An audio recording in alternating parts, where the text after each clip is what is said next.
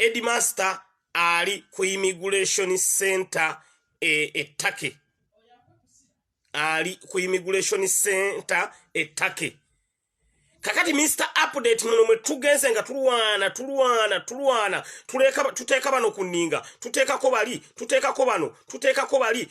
bali paka eventually ekintu twakisindise paka ku kisenge ne bapondooka ne bagamba nti bannange omusajja ali wano ateera amawulire gwago matuufu tegaliiko nanka nikitegeeza gabadde maanyi g'abantu okuzuula muganda wa faayo wali okuzuula wali gabadde maanyi g'abantu mujjukire abasajja obali batukweka okumanya wali nga buli woyogera ku wali abasajja batabuka ne tubagamba sebo mujja tubuulira mbabuulira mazima Headmaster bana abasajja bawambango engo tosobola kugiteeka mu kaveera kaddugavu n'ejjamu empologoma tosobola giteeka mu kaveera kaddugavu n'ejjamu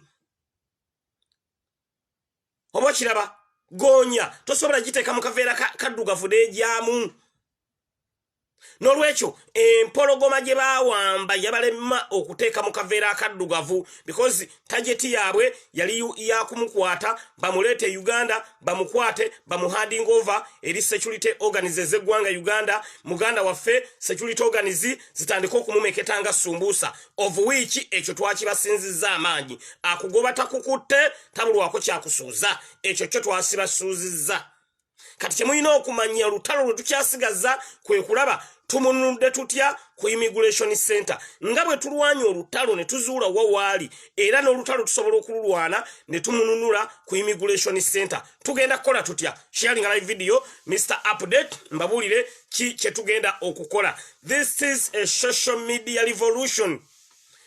Rodo lutalo lwa interneti tewali kirala kyonna kyovola banettabo gye tubataddeko emabegaawo tebadde yakusaaga. Mr. Update nabagamba kasita nnyingira olutalo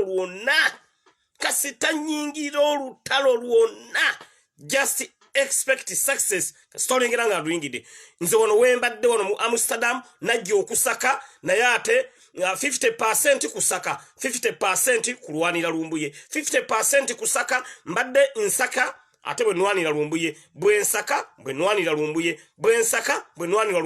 ebimu ku bye tubadde tukola wano mu Amsterdam emusijja bibagamba for security reasons naye bingi nnyo abaana baffe betwakwatagana nabo betubali tukola okwongera okulanga tutekako abasajja ku nninga okwongera okututegeera muganda waffe ali luddawa nolwekyo yembeera eriwo abali ku the updates online page njagala kubabuulira kiki kye tuba tukola as we talk now okulabanga muganda waffe Kajubirumbuye abasajja bamusesema abasajja baseseme Headmaster waffe because talina musango bamukwatira bwerere. Njagala kubawa enamba ya immigration wali Ettake mwenda mutandika okugikubako nga bwe mugamba abasajja mute omuntu waffe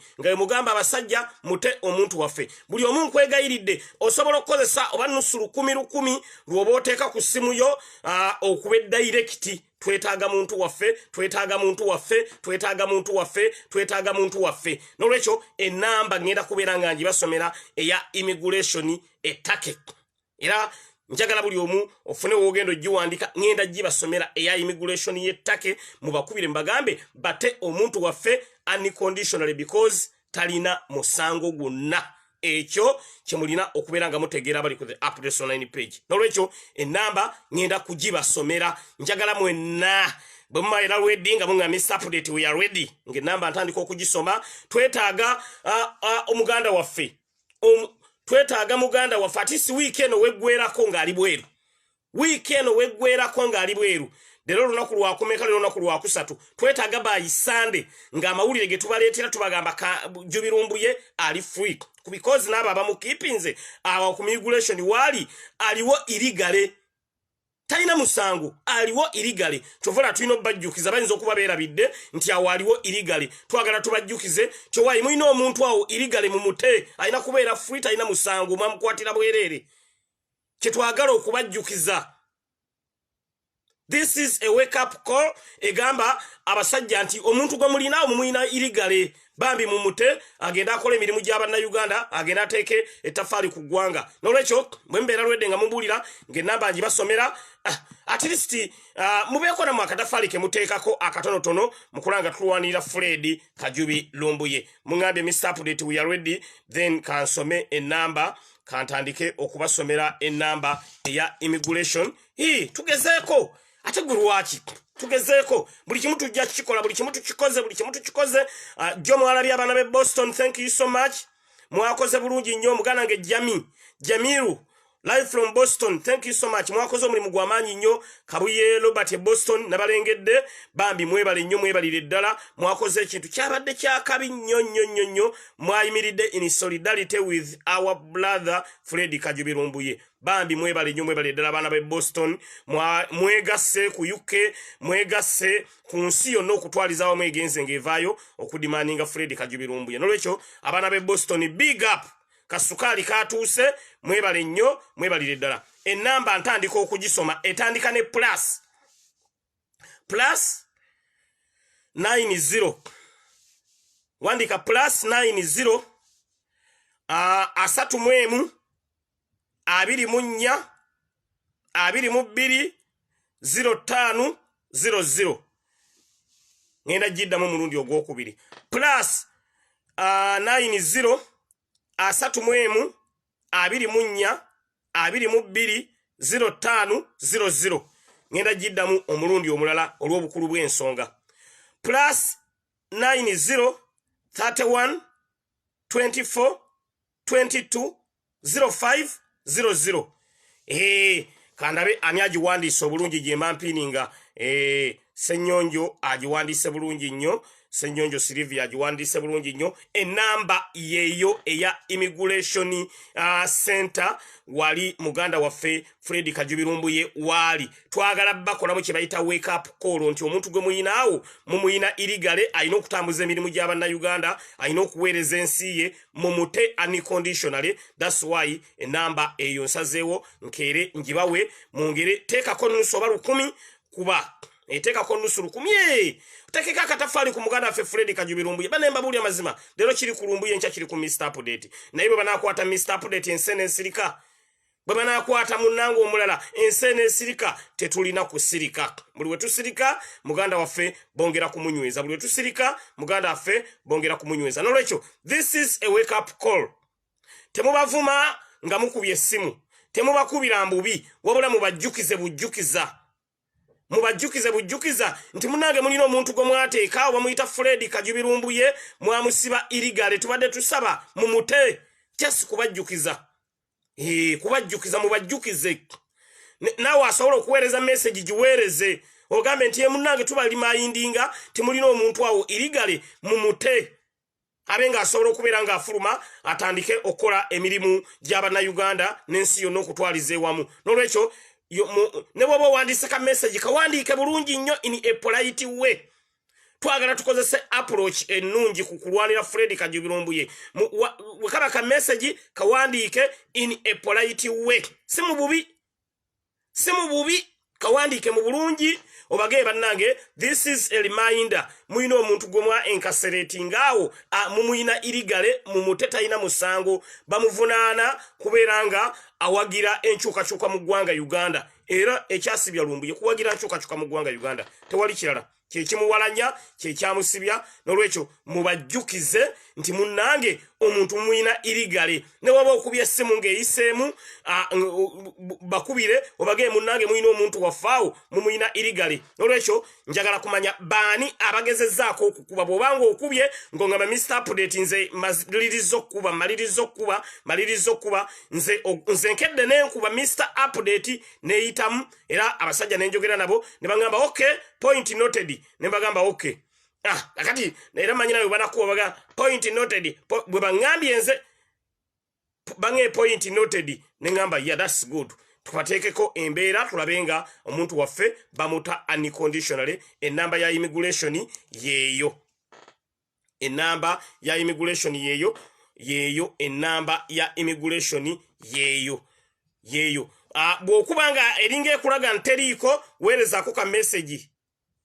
Weerezaako ka message because engeri kati abakuba gye bali abangi oyinza okukuba ng'eraga ng'etaliiko ng'otayipingako ka message. Bannange muyina muganda waffe gwe bayita Fred Kajubirumbuye Asifa Nakakeeto aŋambye kuva jjo mbajjukiza Mr. Update. Aŋambye kuva jjo obwedda mbajjukiza ti muganda waffe Fred Kajubirumbuye mumuyina irigale. Webale nnyo webalire ddala. Bw'okuba ng'eringa etaliiko muweerezeeko message. Kubanga abakuba bangi kati kitegeeza osobola okuweerezaako message babenga batuwa omuntu waffe bamulina irigale abo aba deportation center ettake. Kyovula Mr. Update nkedde bukezi ne tugamba nedda tulina okuteekako ettaffaali ku muganda waffe Fred Kajubirumbuye okulaba ng'ayimbulwa. Nze mbabuulira amazima nali ekitalya singa tegaali maanyi gammwe. Abasajja baali banywezezza, abasajja baali lwedde okunkola buli kintu kyonna, naye olw'amaanyi gammwe ne tabo gye mwateekawo abasajja bansesema ne banta ne bagamba nti tabo efuuse tabo ne banta gaali maanyi gammwe ne singa tegaali maanyi gammwe. N'olwaleero mbabuulira mazima Segirinya singa nkyali kitalya naye olw'amaanyi g'abantu nateereddwa. Mwalabye mu birujjemusi baamutadde lw'amaanyi g'abantu mu birujjemusi. Singa temwataddewo tabo temwateekawo pressure tebandi mutadde. Mujjukira bulungi nnyo nze nakola na demonstration namba mu kibuga nenkwata ekipande n'ennumba neŋŋamba fuli mu birujjemusi fuli Nubianiri fuli abaana bonna ng'ebabalaba fuli Edi Mutwe bonna nenvayo Mr. Update nensalako ekibuga Kiramba tiyagasi n'atokota Mboko ne bazinkuba ne eventually baganda bange ne babatta abaasooka ne mu biru baamutadde ettaffaali. Nze Mr. Update neŋŋamba nti awo nze nalisaako nenga nalumba mu kibuga. Mwalaba demonstration gye nakola teyali yakusaaga. Abasajja baatuuka ne mu mbeera okumanya abasajja baasattira nnyo baatuuka ne mu mbeera ereeta n'abannumiriza. Segirinya yeekalakaasa ng'akutte ekipande kiriko fuli mu birujjemusi kiriko fuli Nubianiri kiriko fuli Edi Mutwe. Abasajja ne manya nti kasukaali kaabatuulamu. Kitegeeza nti amaanyi g'abantu nga muyimiridde ni solidarity because ffe mukimanyi bulungi nnyo tukozesa amaanyi g'abantu. Amaanyi g'abantu gasobola okugyayo omuntu. Nze nayimirira nzekka mwakira mu kibuga nga nnumbye nga abantu b'omu kibuga awo bonna sajja ne bankuba eŋŋumi ng'abantu bali eri ku bizimbe bwe bagamba eŋŋumi ng'ebadde nnene nnyo. Kasajja wakalabya kakubye Segirinya ekikonde ku luba. Oyo sajja bwakolamu sajja kakubye Segirinya. Nali awo mu kibuga ng'abantu balinga abalaba firimu ng'abantu bajubisa bujubise no waggulu ku bizimbe. Nene ngamba bw'obanga olwanirira obwenkanya abalala ne babanga batidde osobola okuyimirira bw'omu tolinda bantu kuwera. Ogwo wanumanizi bato nenjiyimirira mwawo mu kibuga nenga abasajja bali ku bizimbe abantu bo mu kibuga omwamala amaanyi bajubisanga bujubisa. Owai olabye omusajja wakute Segirinya jeke n'ensigo yasigaza Segirinya asigaza ensigo katulinde tulebwa anavayo ensigo nga bajubisa bujubisa baali awo nga bukyakanya songa singa bajja ne bagamba temuna gye mutwala Mr. Update ne bayimirira nange awo mu ŋŋumi ng'eseka abasajja tebandintutte kuba maanyi g'abantu gayimirirawo naye abantu bajubya bujubya naye yadde nga nabawuliranga eno nga basaakanya. Nze nagamba nti kasita manyi ndi ku kituufu kasita manyi nwanirira baganda bange kuyimbulwa kanyimirire. Kitegeeza ki nti buli we musirika abasajja bongera kunyweza muntu waffe ne buli we muvaayo eddoboozi ne libanga litambula n'abasajja okupondooka ne bamanya nti bayina okuta omuntu waffe. N'olwekyo yembeera gye tulina okubeera nga tukola. Waliwo ng'Mr. Update bambira baabwe bakukola face. Nze nasalawo nfune Rainbow face naye nga baganda baffe bali free. Nze ekyo kya Rainbow face kyo nakikkiriza. Kwa Mr. Update nagenda okulumba awo nga kafesi kanka amasamasa bwe kati naye abasajja bye bandiisa ne be bankola bye byampa kye bayita Rainbow face. Ninga abaana baffe bali bweru. Ekyo kyo sikyejjusa namu sikikola ki nagamba nti bwe kibanga okufuna Rainbow face baganda baffe bagenda kuyimbulwa tewali mutawaana. Kasa Mr. Update nkyayogera nkyali mulamu tomanya Katonda bwana batusaaside government ya Robert Kyagulanyi Ssentamu nekwata obuyinza. Mr. Update ka face kajja komawo nzire mu nshana nengedda bwe nalinga naye tetulina kuzikiza tulina okumanya nti mu bato yonna je tugendamu tulina okubaako a sacrifice je tukola nze sacrifice je nakola ye face eno je mulengera abasajja bwe bagifula bwe bati nengamba nti kasita baganda baffe bayimbuddwa kubanga ekyo nakyo tekyali kyakusaaga n'olwekyo kyenjagala obategeeza enamba yeeyo eya immigration mukube obutazikiza abamuwerezeeko message abasajja banalabanga message nyingi bwe banalabanga amasimu mangi bajja kupondoka bate muganda waffe Fred Kajubirumbuye n'olwekyo gemaanyi getulina okukozesa because bana basajja tubasobola bulungi nnyo ekirungi ekiriwo nti twazudde wali ekirungi ekiriwo government y'eggwanga Uganda si emulina kubanga obunkenke Mr. Update bwe naliko emabega wonna nga ngamba nti abasajja bana abankola bwe bati bwe bakwata Kajubirumbuye olabanze ebbanga ery'omwezi ogumu navaayo ng'embeera mbi olwo Fred Kajubirumbuye kuba naye agenze kati mwezi mulamba naye Katonda wa buyinza tumaze okubeera nga tulocatinga wawali kati kyetunoonya twagala okulaba nga tetulwana awo aveewo abeere free kubanga naawo aliwo mu bumenyi bw'amateeka abasajja bamuyina irigale n'olwekyo yembeera egenda mu maaso naddala mmwe abali ku the updates online page walwange Mr. Update essimu tebagikwata yali tebagikwata mu mwongero okuba bajja mala bagikwate ku makyanji kedde bukezi ku makya bwe nadde ngenda okwebaka jjo nakubyeko ku makya mbakedde bukezi bwe tutyo bwe tugendanga okubakola bw'obanga oli awo oli free obadde ku kyeyo okola nofunawo ka free time nga okuba yakasimu ng'ogaba naye mute muganda waffe ka free time kakozese okulwanira Lumbuye ka free time kakozese okulwanira Lumbuye because Lumbuye ono musajja waffe ate musajja waffe bamulanga lwa byabufuzi walanga Mr. Update bakwata nebo bamanye tetutudde bwe batakwata ng'oweerezaako ka message kasaba takwata oweerezaako ka message kubanga muganda waffe bamudetaininga illegally. This is a wake up call eri immigration center eya Take nti muganda affe mumuyina illegally mwete muzikiza gena maso nokuba ngate boshalinga nera live eno nomulala asobola okuba kuba kye tunoonya twagala okulaba nga at least leero bafunayo essimu ngabi 3 bafunayo essimu ngabi 3 bamanye nti muganda waffe tumuliko nnyo ate kino nakyo kyongera otuyambako ne bamanya nti omuntu ayina amugoberera omuntu yennanga abamulina bamanyi waliwo amugoberera mbabuulira mazima tebayinza kutamanya nti omuntu ono wansonga ate nga nange Mr. Update bwe tuli mu kola enteekateeka ey'okulabanga tusalako Take kyali ku bya visa process eya Take era visa oluyita mu bweti nga Mr. Update mujja kundabirawo nga mbagamba watching live from Take mujja kuba munda ba live from Take mujja kuba munda ba Take nga nsazeeko singa ka visa kanaba kawedde kati byenkyaliko process eyo gye nkyatambuza naye mmanyi nti olw'amaanyi ga Katonda ejja kuyitamu then ngende naye nga mu kugenda tulina okubeera nga tulina bye tukoze okwongera okulanga tuteekako ettaffaali era nsaba obudde bwo owumuddemu obadde ku mulimu okola ofunyemu just ka 30 minutes time k'okuwummulamu kakozese okubira immigration okigambe nti munnange muyina omuntu waffe bamuyita Fred Kajubirumbuye aba immigration nabo bajja kumanya nti muganda waffe bamulina mu bukyambu kubanga enough is enough ebbanga lino lyonna muganda waffe bakyamukuumye tebamuta lwaki omusajja atayina musango n'olwekyo tubeere nga tubajjukiza naye nga amawulire geego agaliwo siga ssanyu naye erudda gatuwaamu essuubi muganda waffe bwe tukonfaminga nga akyali mulamu kubanga ekyo kye tusinga ffenna okwetaaga nze nange bwe nalinga ekitalya muganda nti Katonda atusaasire bambi segirinya abe nga akyali mulamu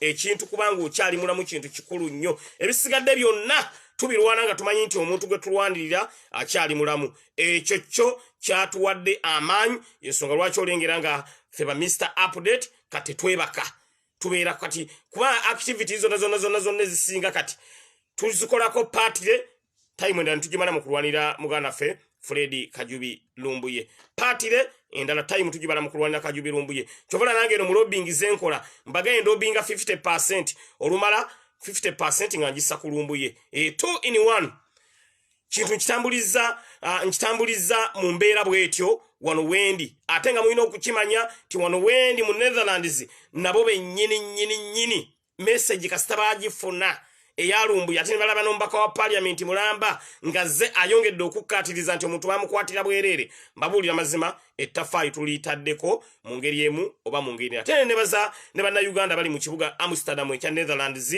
mwebale nnyo mwebale ddala waliwo omuwala bamuyita Adija thank you so much Adija oyo y'omu ku ba coordinator wano mu kibuga Amsterdam ekya Netherlands abataddewo embeera ey'okulanga Kajubirumbu ye ayimbulwa waliwo Muganda ffe Sekajigo Sam Sekajigo oyo naye akoze omulimu gwa maanyi nnyo Sam Sekajigo oyo ye mukoddomi waffe bawajjuliraavu Sam Sekajigo oyo naye amaanyi agataddemu wano mu Netherlands okulabanga muganda waffe Kajubirumbu ye ayimbulwa notakoma waliwo Muzeyi Mulindwa gava mu kulya Muzeyi Mulindwa best in Amsterdam Netherlands naye akoze kinene nnyo okulabanga alwanirira muganda ffe Fred Kajubirumbu ye agikiseera nsanyise okulaba agiseera webale kunjagala bannaye nyina abantu abanjagala naye omwami gwe bayita agikiseera anjagala nnyo agikiseera big up kwagala nnyo agikiseera webale kubeera ng'ogoberera ensonga agikiseera bambi webale kunjagala agikiseera yangamba bannange Segirinya tukwagala nnyo amina agikiseera bambi webale nnyo webalire ddala webale kunkooneramu webale kugoberera activities zange webale enteekateeka zonna nga bwe nzitambuza mu ngeri emu oba endala okubeera nga oziteekako ettaffaali agikiseera big up nolwekyo mbadde mbategeeza nti Amsterdam Netherlands bakoze omulimu gw'amaanyi nnyo mujjukire ICC wali eegeri eno mu Netherlands kati ettaffaali lyonna abaana ba wano lye bateeka ku struggle ligenda vairo kyovulaba mbebaza okubeera nga tebeebase abantu b'omu Amsterdam wandisuubidde nti balimbulamu obulungi buli kimu basobola okyetuusaako naye balaba munnaabwe ali mbuzibu bayimirira naye nolwekyo abantu b'omu Amsterdam Netherlands bambi mwebale nnyo mwebali ddala nali nabo ku Dam Square nga tuli ne BBC Al Jazeera CNN nga twogera ku nsonga ya Fred Kajubirumbu ye ndoza ku CNN Mr Update mwandaba ku BBC ngensonga njitema bali bazala wa Mr Update kati mulinde ku BBC ndoza mwalengera ba correspondent Ana Wuliga ne yasatira yagamba I'm from Uganda yali amanyimva mu America Ana Wuliga we nali ku BBC nga njogera ku nsonga ya Fred Lumbuye omukyala yangamba but are you based in Uganda or America ne muganda based in Uganda kweganga talabanga accent eyekina Uganda eri bwetyo ngensonga zili kiriya nnyo Ana Wuliga yasatira nnyo bamwita Ana Wuliga ye BBC correspondent wano mu kibuga Amsterdam ekya Netherlands ne yazize emabbali taga by the accent it's like you are an American are you an American citizen nemugamba no best from Uganda natya nnyo kyeneekola wali ku Dam Square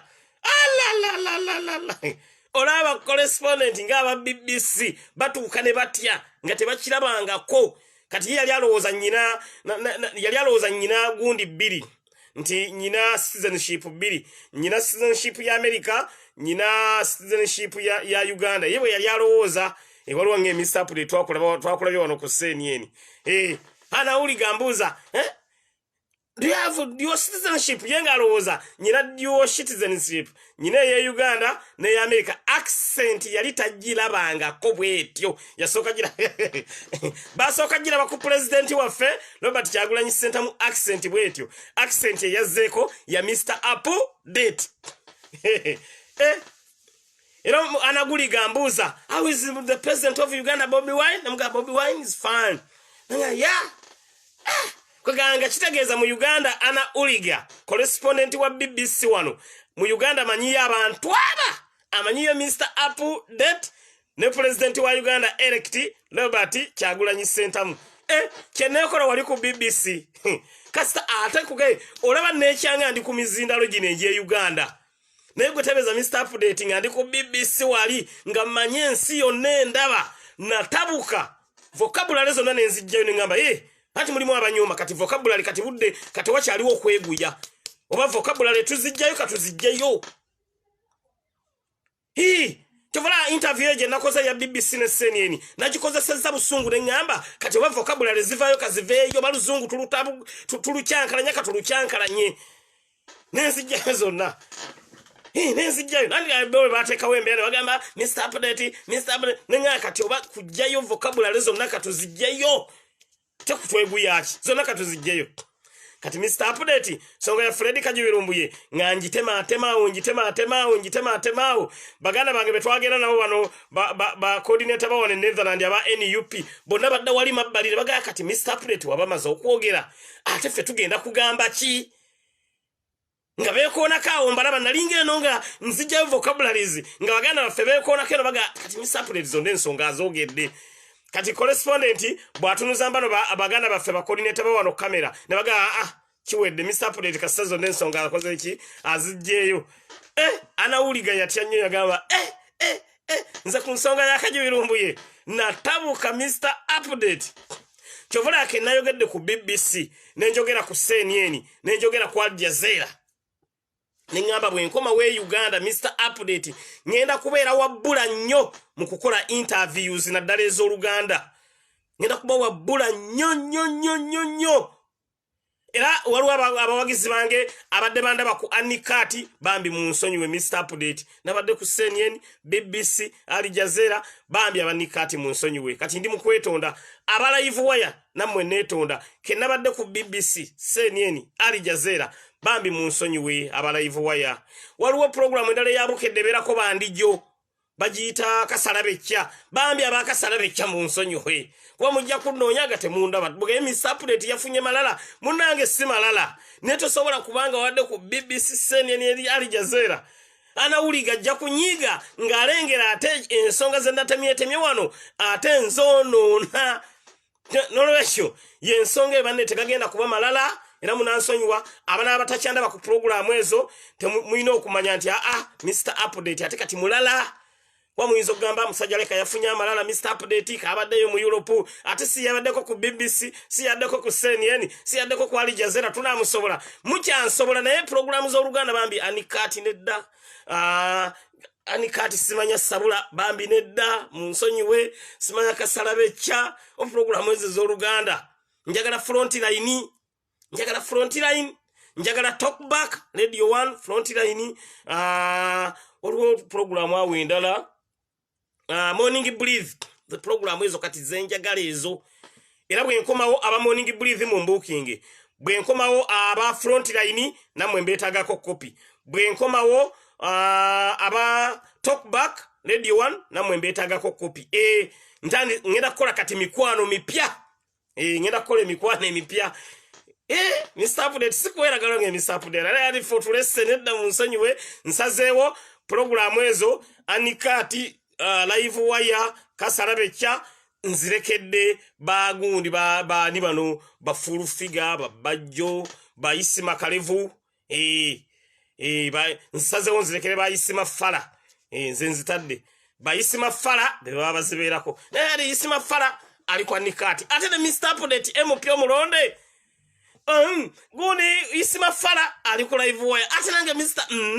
muyite isima fala Mr. Update ke nabadde ku BBC CNN olonge Mr. Update otukoze bubi munaye mu nsonyiwe kyovola nkikoze mbubi si mu bubi kyovola aba bwe mbadde nkyogerako n'okwetonda netonze Capital Ganga bwaba waine enamba ya presenter wa Capital Ganga njetaaga je aboke kati be bantu benkola ki benetaga ne isima fala kati gwenze wadde programu eze zange sikyazisobola nze ndi waziri kati nolwekyo ensonga ya Lumbuye egenze viral twagitadde ku BBC twagitadde ku CNN twagitadde ku Al Jazeera olange Mr. Update tukulinza okulaba wano ku frontline muninde oludda bwenti zezo talk show kati zenjagala okukola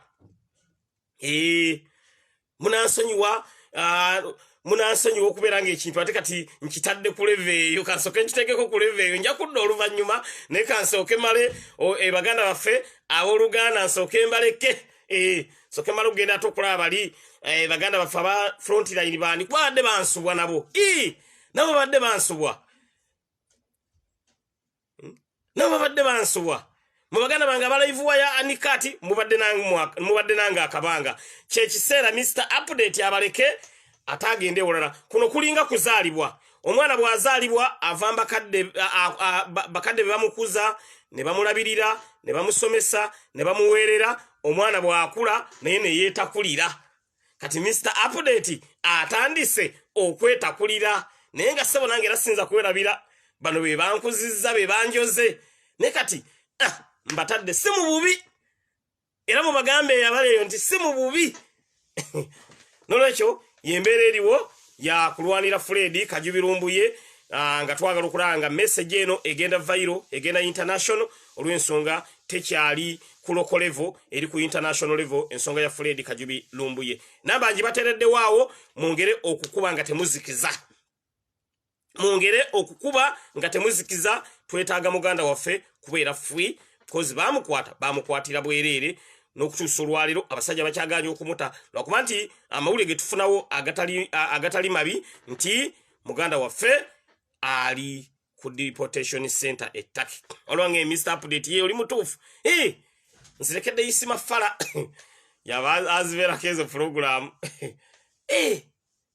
oba Isima Kalevu nzeyi Kalevu baba bazibeerako nolwekyo ge mawulire genjagalidde okubeera nga mbategezaako enkya ya leero ekyokubiri Mr. Update twongedde okusaka Mr. Update Kawempe North eyongedde okulumya ab'ebitundu ebirala sofa items ebintu bye twakasaka kanzi basomere wano soma itemu kasoke mbasomere items ebintu bye twakasaka ebintu Mr. Update bye yakasaka bye bino wammanga bucyanganzija nabagambye ekintu nkikuba in a lobodobo style bwetulwana utalwa Kajubirumbuye bwetusaka bwetulwana utalwa Kajubirumbuye bwetusaka nolwekyo Mr. Update ebintu bye twakasaka bye bino wammanga mbasomera list yonna nga bweri ekisooka Mr. Update nasase ambulance eno amaanyi g'abantu gasiimye ambulance eno ebere presidential ambulance because tuna ambulance already 3 eziriwo kati mu ambulance ezo 3 eziriwo eneba yakuna kati ambulance eyokuna abantu bange Mr. Update eyebere presidential ambulance era bwetuuka e Uganda tugenda gidecoratinga bulungi nnyo mu kala zaffe za NUP tutekeko ebifaananyi nga bya president yekka era egenda kubeerako ekigambo the presidential ambulance mu kala emmyufu twasase ambulance emu Mr. Update nensaka MRI scan emu MRI scan mu Uganda amalwaliro 2 gokka ge gagirina kuliko eddwaliro erya IHK ne Kampala Hospital eddwaliro eddala erigenda okubeera nalyo bagiyita Kawempe North Hospital MRI scan emu ne tusaka kye bayita ultrasound abakyala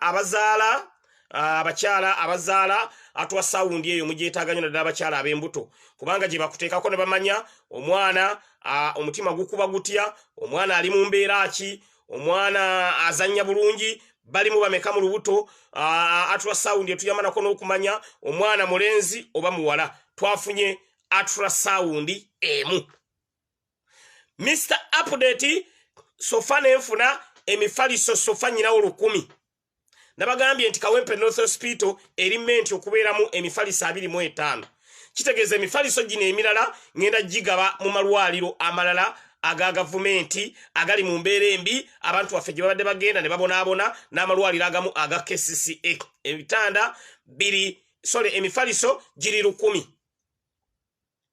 Mr. Update nenfuna orthopedic mattress 40 orthopedic mattresses ezo kati tugeze omuntu wafa alumwa omugongo alumwa mu nnyingo omubiri gwe teguli physically fit omufaliso ogwo agwebakako gumu massaging omubiri gwonna mufaliso nenga gukola guku massaging omubiri gwonna abali kuno nga muli basawo ebyo mubimanyi bulungi nnyo byendi mu kwogerako Mr. Update ne tufuna CT scan emu.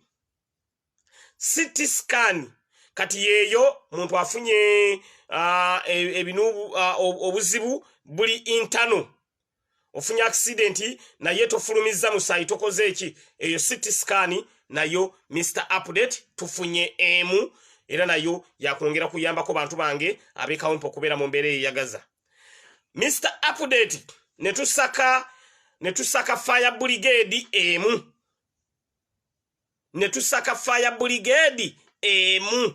Fire brigade eyo nayo egenda kuberanga tuyamba ko sika wempe yokka fire brigade egenda kubeera ya gwanga lyonna. Egenda kubetambula wonna fire brigade yaffe eyo. Era budde bonna nayo egenda kuberanga etuuka mu gwanga lye bayita Uganda. Eno fire brigade size zino zikajambi ya government ya Mwai Museveni zeina. This is an advanced fire brigade. Eri 2 in 1 ekozesa amazzi ekozesa ne kamondo oxide bwebanga eri mu kuzikiza omuliro. Tini kesi bwokuba essimu nga temuli mazzi kamondo oxide akola bulungi nnyo mu kuzikiza omuliro. Nolwekyo fire brigade nayo twafunye emu. Mr. Update tufunye engoye ez'abalwadde endibota 10. Engoye z'abalwadde ng'omulwadde ku makya ayambala olugoye lulala, mutuntu n'ayambala olulala, olw'eggulogulawo n'ayambala olulala, ekiro n'ayambala olulala, nga bukya n'ayambala olulala. Ezo engoye twafunye endibota 10. Ezo zo zigenda ku Kawempe North Hospital.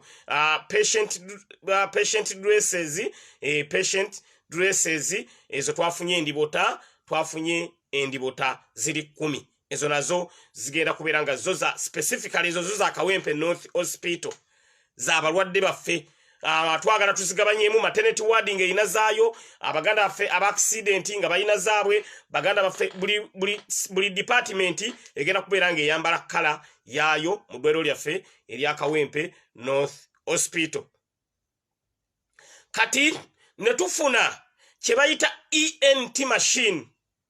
ENT machine eba y'amatu. Tugeze amatu tegawulira bulungi